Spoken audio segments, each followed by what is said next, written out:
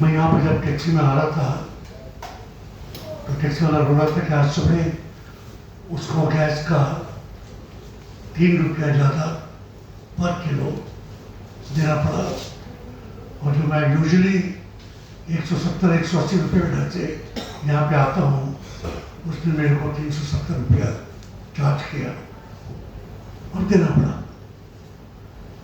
महंगाई कमर तोड़ हो चुकी है और होने वाली है। उसमें 10,000 या 15,000 या 18,000 की जो तनख्वाह की मांग नोएडा के मजदूर साथी कर रहे थे, वो गल्फ की लड़ाई के पहले की डिमांड थी। अगर उनकी वो डिमांड पूरी भी हो जाती तो आज फिर वो भुखमरी के कगार पर आ जाते। आज नहीं तो कल यकीन। क्योंकि यहाँ पे हम लोग सब साथी प्रेमता की तरह मजदूरों के हक में पहले भी बोल चुके हैं। आज का मुद्दा 2 है कि युवा पर क्यों लगाते हैं, पुलिस का रोल, और कुछ हद तक क्योंकि मोदी ने भी गुहार दी है कि आप हम बोल रहे हैं, मीडिया और आगे बोले। कौन सा मीडिया बोलेगा? यहाँ पे 1, 2, 3, 4, 5, 6, 7 कॉर्पोरेट मीडिया बैठे हैं एक दूसरे कॉर्पोरेट को सुनने के लिए। यहाँ पर ANI जो श्री नरेंद्र मोदी का दूरदर्शन से भी ज़्यादा प्यारा मीडिया है, वो नहीं है। यहाँ पर इंडिया टुडे का नहीं है। यहाँ पे अंबानी और अदानी के 37 टीवी स्टेशंस नहीं है। दूरदर्शन तो प्रेस क्लब की मीटिंग्स में तकरीबन आता ही नहीं है जब तक कोई सेंट्रल मिनिस्टर आके मोदी की तारीफ ना कर रहा हो। मीडिया के लिए इक्का दुक्का बारी छोड़कर दिल्ली के आसपास 100 किलोमीटर की दूर पर जो 80 लाख से ज़्यादा, 1 करोड़ कह सकते हैं आप, मजदूर काम कर रहे हैं स्मॉल सेक्टर में, बड़े सेक्टर में, वो नहीं एग्जिस्ट करते। उनकी मजबूरियाँ, उनकी बीवी बच्चों की तकदीर, उनके स्कूल, उनकी सेहत नहीं मंजूर होती है। किसी में एक अखबार पढ़ता था, इंडियन एक्सप्रेस, पिछले महीने से बंद कर दिया कि उसमें कम से कम 12 पेपर्स में से 4 कॉलम काम की खबर होती थी। अब वो 4 कॉलम भी गया। मीडिया के लिए ये देश में क्या हो रहा है जरूरी नहीं है। मीडिया चाहता है एक फर्क किस्म की कवरेज जिससे पब्लिक का ध्यान इन चीजों में ना आए। और शायद मोदी जी भी यही चाहते हैं और शाह साहब भी यही चाहते हैं कि जो काम की चीजें हैं, जो पब्लिक का ध्यान है, उस पर मीडिया नहीं आए। इस वास्ते आप लोग सब आए, आपका इस्तेमाल। कॉकरोच बहुत काम की चीजें, मगर जब और चीजें नहीं आती हैं तब पैदा होता है। कहा जाता है कि न्यूक्लियर वॉर जब होगी और दुनिया तहस हो जाएगी, एक अर्बन रेसिडेंट जो बचेगा वो कॉकरोच होगा।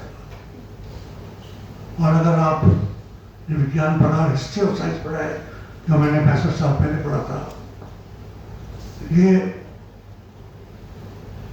डायनासोर्स के भी पहले की चीज है। हाँ, सर्वाइव करेगा।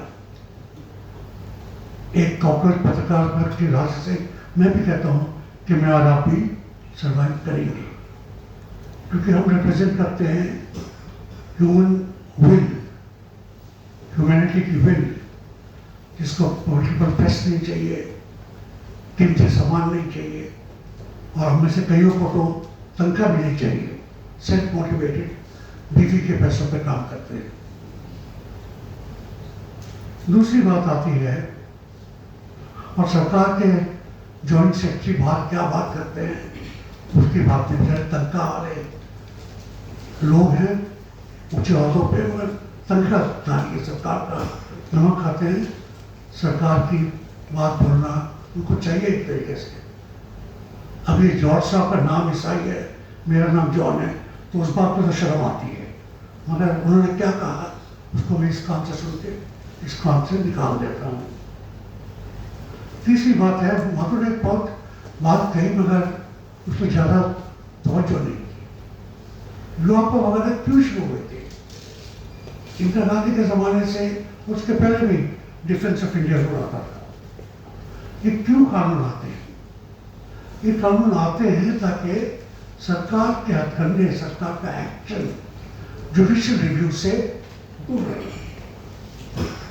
आपको बंद कर दें, आपको पेश ना करें, आपको जमानत न दी जाए, ताकि जुडिशरी स्टेट के एग्जीक्यूटिव के एक्शंस को कमिट ना कर पाए, आपको छोड़ ना पाए।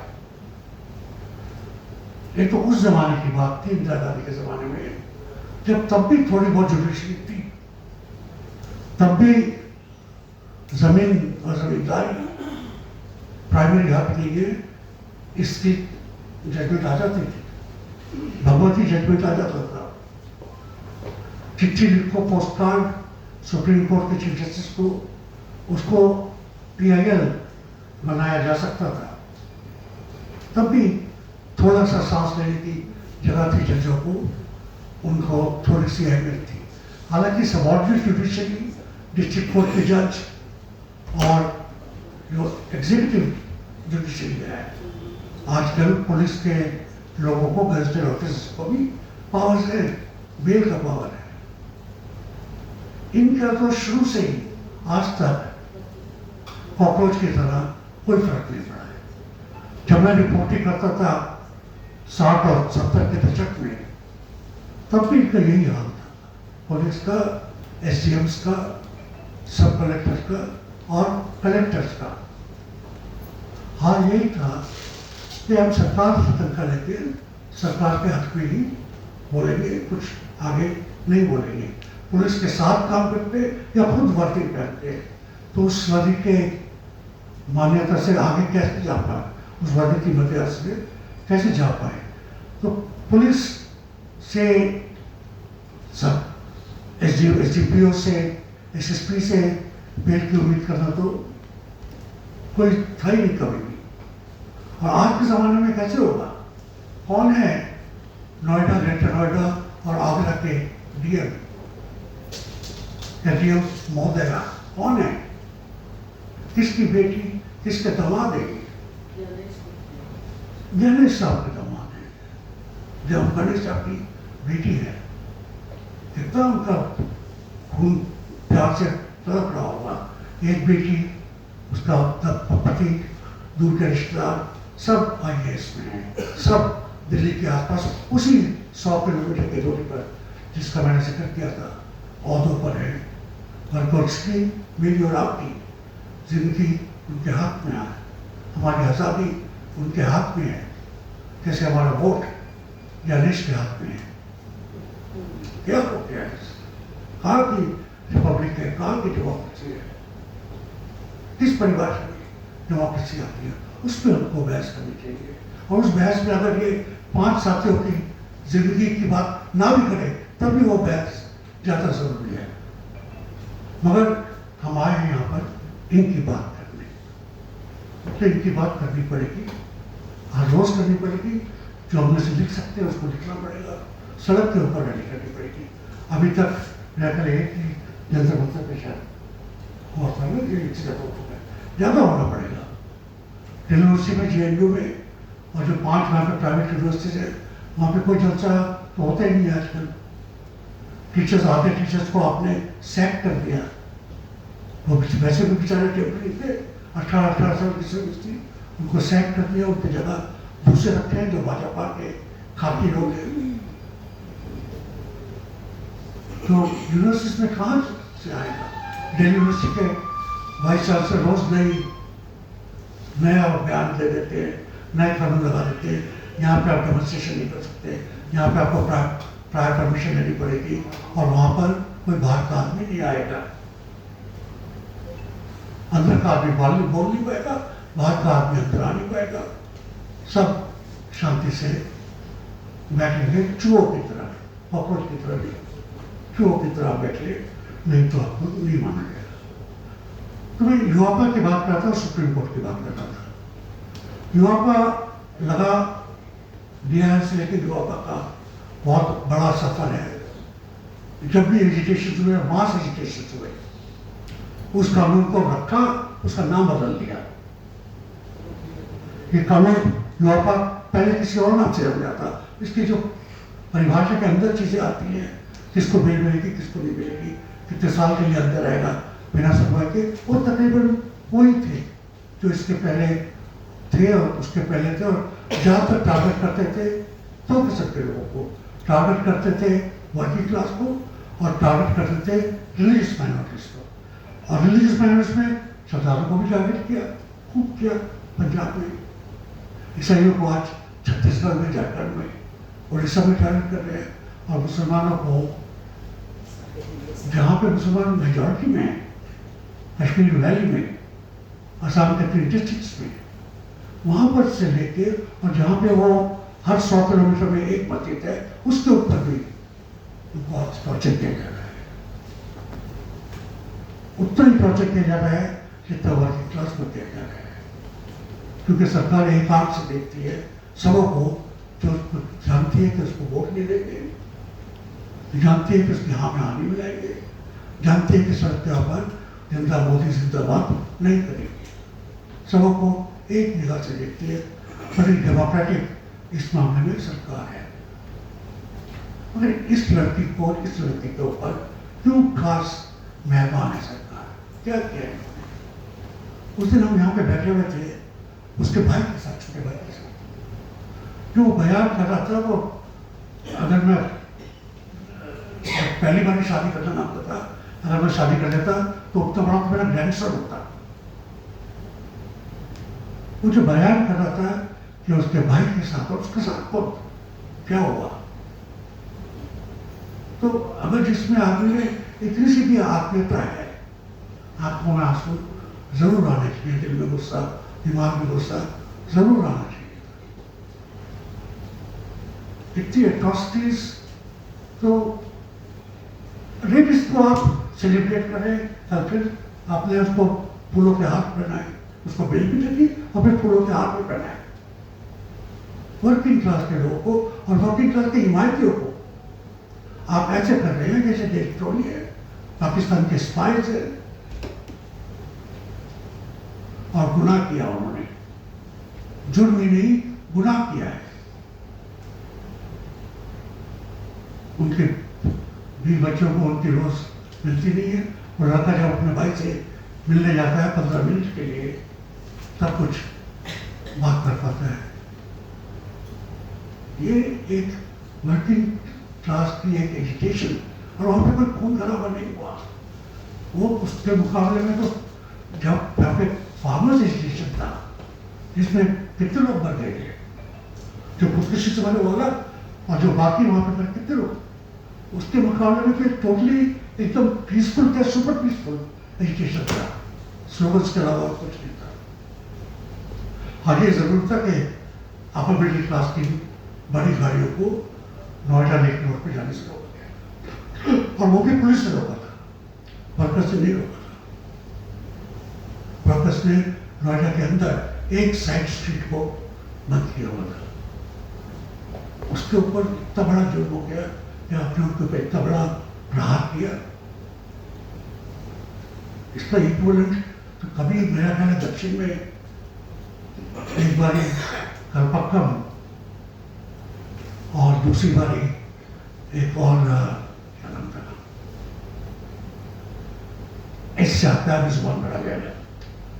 उनके ऊपर जब एजुकेशन वो लोग कर रहे थे, एक कर रहा था कि न्यूक्लियर पावर प्लांट का पानी समुद्र में जाता है, मछली मर जाती है, मछली मर जाएगी तो पकड़ेंगे कौन सी मछली, बेचेंगे कौन सी मछली, हमारे बच्चे भूखे मर रहे हैं। उस बात पर एजुकेशन था। शार्प शूटर्स बुलाए गए, पुलिस की गाड़ियों के ऊपर बैठे, टारगेट किया एजुकेशन में किसको मारना है, किसको पाँव की गोली से मारना, गोली लगा दी है ताकि घायल हो जाए, और किसको सीने पे गोली मारनी है या पीठ पे गोली मारनी है कि वो मर जाए। कितने लोगों का शार्प शूटर्स, ये कोई पुलिस की छोटी मोटी फाइलिंग नहीं थी, एकदम कमांडोज बुलाए गए, उनको शूट किया गया। उस लेवल की आप वर्किंग क्लास के स्टेशन के ऊपर आप पुलिस फोर्स भूखे भेड़ों की तरह छोड़ रहे हैं, आपके मन में मंशा क्या है, उसके ऊपर आपको शक करना चाहिए। पुलिस से कोई सभ्य व्यवहार की हमको आशा है ही नहीं, और न आज तक मैंने इतने साल पब्लिक लाइफ में हो गए, 60 साल हो जाएंगे एक दो साल में उसको। पुलिस से कभी आप तहजीब की बात तो मानिए नहीं, वो भी संत की तरह खादी कपड़ा पहना तो उसकी इंसानियत गायब, कैसे उनसे मांग सकते हैं? मतलब मांग तो करनी ही पड़ेगी। सुप्रीम के पास बारी बारी जाना पड़ेगा, हालांकि हम जानते हैं कि जज मोहतरमा जब बोलती हैं और जब वो लिखेंगी क्या जजमेंट, जरूर नहीं है कि एक ही बात लिखें।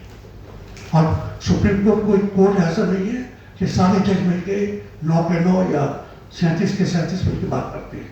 सुप्रीम कोर्ट हर 2 जज या 3 जज जो बैठते हैं वही सुप्रीम कोर्ट है, और एक सुप्रीम कोर्ट और दूसरी सुप्रीम कोर्ट और तीसरी की जजमेंट्स एक जैसी हो, वो भी बात नहीं है। और यही कह रही है कि पिछले कोर्ट्स ने जिन्होंने हमारे JNU के स्टूडेंट की उम्र की गलत की, मगर इनकी टीम मत नहीं गई कि चीफ जज से कहे कि आप 3 जज की या 5 जज की बेंच बनाइए और एक लेजिटिमेट लास्टिंग रूलिंग दीजिए कि बेल एप्लीकेशन के साथ क्या सलूक करना चाहिए, छोड़ दिया जाए या मार दिया जाए। मगर जानते हुए भी कि सुप्रीम कोर्ट भी सरकार की तनख्वाह चल लेते हैं, अपने आप को पब्लिक सर्वेंट मान के चलते हैं, पब्लिक सर्वेंट से ज़्यादा मान के नहीं चलते हैं। ये मानते हुए भी हमको अपना प्रेशर कोर्ट पर लगाना पड़ेगा, बाकी लोगों को भी कोर्ट में जाना पड़ेगा कि ये मनमानी यूपी सरकार की नहीं चलेगी। ये वही सरकार है जो कुछ लोगों पर हेलीकॉप्टर से फूल चिपकाती है और कुछ लोगों को कहती है कि आप खबरदार सड़क पे या पटरी पर आप प्रार्थना भी नहीं कर सकते, चल भी नहीं सकते।